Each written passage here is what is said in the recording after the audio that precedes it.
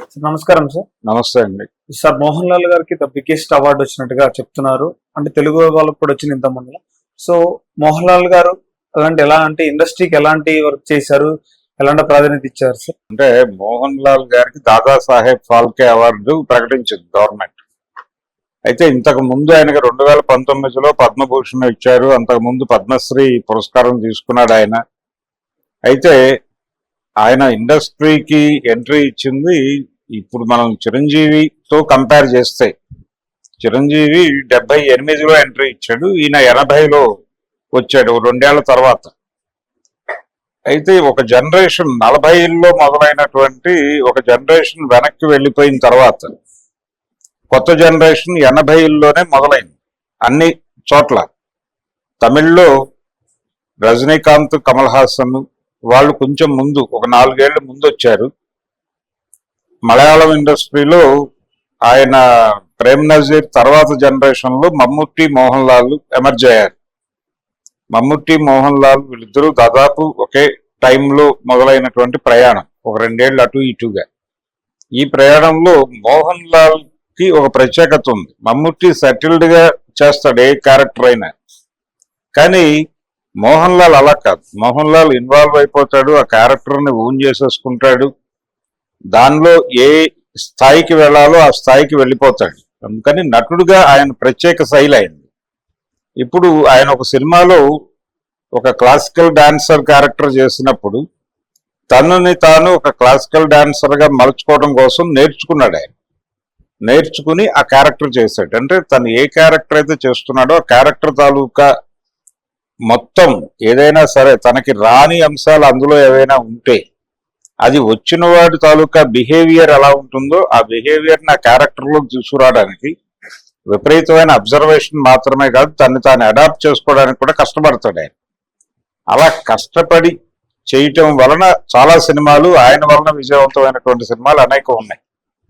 అలాగే ఏ తరహా క్యారెక్టర్ అయినా చేయటానికి సిద్ధం ఆయన. పర్టికులర్ గా హీరో అంటే ఇలాగే ఉండాలి అనేటువంటి కార్యక్రమం ఆయనకి లేదు, ఆ ఆలోచన లేదు ఆయన. అలాగే పాటలు ఉండాలి, లేకపోతే డాన్సులు ఉండాలి, ఈ తరహా ఆర్టిస్టులు ఉండాలి, ఇలాంటి గొడవ కూడా ఎప్పుడూ లేదు. కాంబినేషన్లు ఈ వ్యవహారం కూడా ఎప్పుడూ లేదు ఆయన. తన ధోరణిలో తన పెర్ఫార్మెన్స్ ఓరియంటెడ్ గానే వెళ్ళాడు. అలాంటి స్క్రిప్ట్లే ఎంచుకుంటూ వెళ్ళాడు.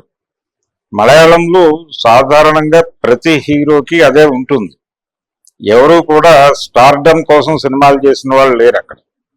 మమ్ముట్టి అలా చేసినవాడు కాదు, ప్రేమ్ నజీర్ గారు అలా చేసినవాడు కాదు, మోహన్ లాల్ కూడా అదే ఒరవడిలో వచ్చినవాడు. అలా 80లో ఆయన మొదటి సినిమా రిలీజ్ అయిన దగ్గర నుంచి ఆయన స్కూల్ డేస్ లోనే 90 ఏళ్ల వృద్ధుడి పాత్రతో ఆయన స్కూల్ డేస్ లో, హై స్కూల్లో ఉన్నాడు ఆయన, 7వ తరగతి 8వ తరగతి చదువుతున్న టైంలో మొదటిసారి స్టేజ్ ఎక్కాడు. ఆ స్టేజ్ మీద ఆయన చేసినటువంటి క్యారెక్టర్ 90 ఏళ్ల వృద్ధుడి పాత్ర. 90 ఏళ్ల వృద్ధుడి పాత్ర అంత చిన్న వయసులో ఆయన పెర్ఫార్మ్ చేసి స్టేజ్ మీద అందరినీ కూడా ఆకట్టుకున్నాడు. అలాగే ఒక అద్భుతంగా నటించాడు అనేటువంటి ఇమేజ్, ఒక పేరు సంపాదించుకున్నాడు అక్కడే స్కూల్లోనే. అప్పటి నుంచి ఆయనకి నటన మీద ఒక ప్రత్యేకమైనటువంటి ఆసక్తి మొదలైంది. సినిమాల్లోకి వెళ్ళాలి అనేది న్యాచురల్ గానే ఒక ప్రోగ్రామ్ లో భాగంగా వెళ్ళిపోయాడు. అలా వెళ్ళిపోయి పెర్ఫార్మెన్స్ ఓరియంటెడ్ క్యారెక్టర్లో చేస్తూ వెళ్ళాడు ఆయన. ఆ ప్రయాణంలోనే మనం తెలుగులో ఆయన రీమేక్ సినిమాలు అనేకం, ఆయన నటించిన సినిమాలు అనేకం తెలుగులోకి రీమేక్ అయి వచ్చాయి. దృశ్యం సినిమా తెలుసు మనకి, అది మలయాళంలో ఆయనే చేశాడు. అది 1, 2 ఇక్కడ చూసాం. అలాగే అనేక సినిమా ఆయన తెలుగులో నేరుగా చేసిన సినిమాలు ఉన్నాయి. జనతా గ్యారేజ్ అనే సినిమా ఎన్టీఆర్ తో కలిసి చేశాడు ఆయన. అలాగే రామ్ గోపాల్ వర్మ గారు తీసినటువంటి సినిమాల్లో కూడా ఆయన ప్రత్యేక పాత్రల్లో పోలీస్ ఆఫీసర్ క్యారెక్టర్లో వాటిలో కనిపించాడు. అంటే మోహన్ లాల్ లో ఉన్నటువంటి నటుణ్ణి వినియోగించుకోవడానికి ప్రతి డైరెక్టరు ఉత్సాహపడ్డారు. మోహన్ లాల్ లాంటి ఆర్టిస్ట్ తో ఎలాంటి క్యారెక్టర్ అయినా చేయించవచ్చు అనటానికి ఆయనతో ఎంజీఆర్ క్యారెక్టర్ చేయించారు. ఇరువర్ అనే సినిమా, ఇద్దరు అనే పేరుతో తెలుగులో వచ్చింది, అది మణిరత్నం గారి సినిమా. అందులో ఎంజీఆర్ బయోపిక్, అది ఒక రకంగా ఎంజీఆర్ కరుణానిధి పాత్రల మధ్య నడుస్తుంది కథ. కరుణానిధి క్యారెక్టర్ ప్రకాష్ రాజ్ తో చేయించి ఎంజీఆర్ క్యారెక్టర్ మోహన్ లాల్ తో చేయించాడు ఆయన. అంటే ఆ క్యారెక్టర్ లో ఎంజీఆర్ లో ఉన్నటువంటి అన్ని వేరియేషన్స్ పలికించగలిగిన నటుడిగా మోహన్ లాల్ ని చూశాడు ఆయన. అట్లా ప్రతిదీ ప్రత్యేకమైన పాత్ర చేసుకుంటూ వచ్చాడు ఆయన. ప్రతిదీ అంటే ఈ మధ్య కాలంలో ఆయన సినిమాలకు తెలుగులో కూడా మార్కెట్ వచ్చేసింది. ఆ లూసిఫర్ సినిమా దాన్ని అంటే చిరంజీవి గారు దాని పార్ట్ 1 ఇక్కడ రీమేక్ చేశారు. 2 స్ట్రైట్ గానే రిలీజ్ అయింది సినిమా. కొంచెం విభిన్నంగా నడుస్తుంది సినిమా, అంటే రొటీన్ సినిమాలకి భిన్నంగానే నడుస్తుంది ఆ సినిమా. అందుకని అంటే ప్రస్తుతం దేశంలో నడుస్తున్నటువంటి వ్యవస్థకి అద్దం పట్టేటువంటి సినిమాలు మలయాళ రంగం నుంచి తమిళ రంగం నుంచి ఎక్కువ వస్తున్నాయి. ఎందుకు వస్తున్నాయి? ఆ లిబర్టీ ఎలా తీసుకోగలుగుతున్నారు కథకులు అంటే, హీరోలు ఫలానా కథతోనే చేస్తాము, సినిమా ఇలాగే ఉండాలి అనేటువంటి ఒక పరిధులు లేవు అక్కడ. పెద్ద హీరోల దగ్గర కూడా పరిధులు లేకపోవడంతో డైరెక్టర్లు కానీ కథా రచయితలు కానీ కొంచెం ప్రజెంట్ సొసైటీని లింకప్ చేస్తూ కథలు తయారు చేయటం అనేది అక్కడ ఎక్కువ జరుగుతోంది. రెండోది, మలయాళ పరిశ్రమ సాధించిన ఇంకొక అద్భుతమైన విజయం ఏంటంటే లోకల్ కథని గ్లోబల్ లెవెల్లో చెప్పగలగటం అనేది వాళ్ళు ఒక కళగా దానిలో ప్రావీణ్యం సంపాదించారు. ఇలాంటి లోకల్ కథలను గ్లోబల్ లెవెల్లో చెప్పడానికి వాళ్ళ దగ్గర అద్భుతమైన ఆర్టిస్టులు ఉన్నారు, మోహన్ లాల్ లాంటి వాళ్ళు. అట్లా మోహన్ లాల్ కి అంతర్జాతీయ స్థాయి పేరు తీసుకొచ్చింది కూడా ఆయన మలయాళ సినిమా నుంచే తెచ్చుకున్నాడు ఆ పేరంతా. రకరకాలుగా కనెక్టెడ్, అంటే హాలీవుడ్ డైరెక్టర్లు కూడా మోహన్ లాల్ సినిమా మీద కామెంట్ చేసేటువంటి ఒక పరిస్థితి క్రియేట్ చేసుకున్నాడు ఆయన. అదంతా ఆయన క్రియేట్ చేసుకున్న అరాని. ఆ వెలుగు నేపథ్యంలో మోహన్ లాల్ ని ఇప్పుడు కేంద్ర ప్రభుత్వం దాదాసాహెబ్ ఫాల్కే పురస్కారానికి ఎంపిక చేయటం అనేది నిజంగానే మొత్తం భారతీయ చలనచిత్ర పరిశ్రమ గర్వించదగినటువంటి ఒక పరిణామం.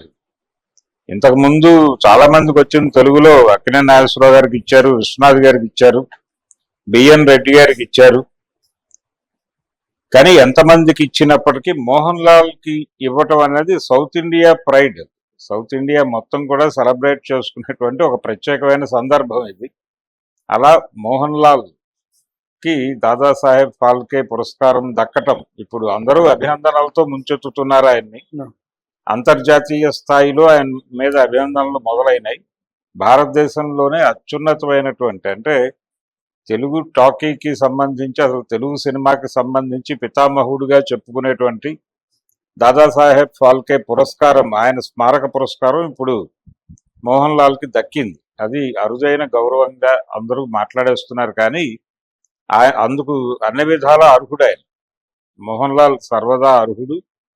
అటువంటి నటుడిని ఎంపిక చేసినందుకు ఖచ్చితంగా అప్రిషియేట్ చేయాలి. అంటే ఆయన చాలా విమర్శనాత్మకమైనటువంటి సినిమాల్లో కూడా నటించాడు.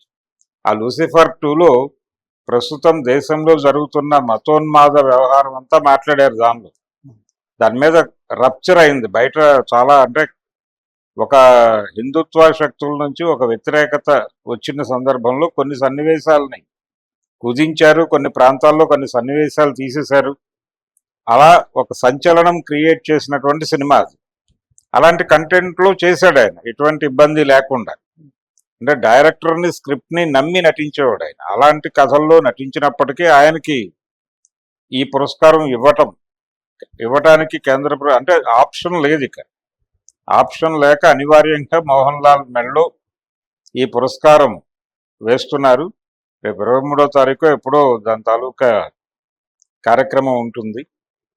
ఆ సందర్భంగా అఫీషియల్గా ఆయన ఫాల్కే అవార్డు ప్రకటిస్తారు. ఏదేమైనా ఇది సౌత్ ఇండియా గర్వపడేటువంటి సందర్భం. Thank you. Thank you.